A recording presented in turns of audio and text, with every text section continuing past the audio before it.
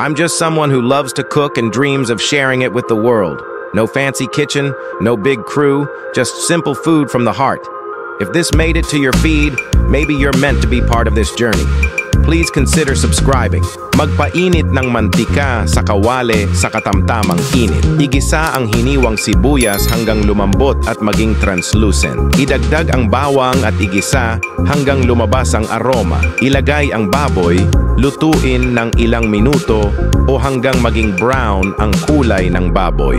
Ibuhos ang oyster sauce o toyo. Magdagdag ng powder na paminta. Ibuhos ang katas ng kalamansi. Maglagay ng 1 pork cube at magdagdag ng tubig, sapat para lubusang mapalubog ito. Pagkatapos ay takpan. Pakuluan sa mahinang apoy sa loob ng 30 to 45 minutes. o hanggang lumambot ang baboy. Gamitin ang tinidor upang malaman kung malambot na. Kapag madali itong bumabaon, malambot na ang baboy. Kung hindi pa, magdagdag ng kaunting tubig, takpan ulit at ipagpatuloy ang pagpapakulo hanggang lumambot ang baboy. Tikman at i-adjust ang pampalasa kung kinakailangan.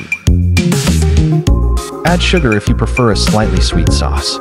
Magdagdag ng MSG, optional. Pakuluan pa ng ilang minuto upang magsama-sama ang mga lasa. Ilipat sa isang serving plate at ihain kasama ng mainit na kanin. No fancy setup, just heart, hope, and a clear vision. If you liked what you saw, a simple subscribe would mean a lot.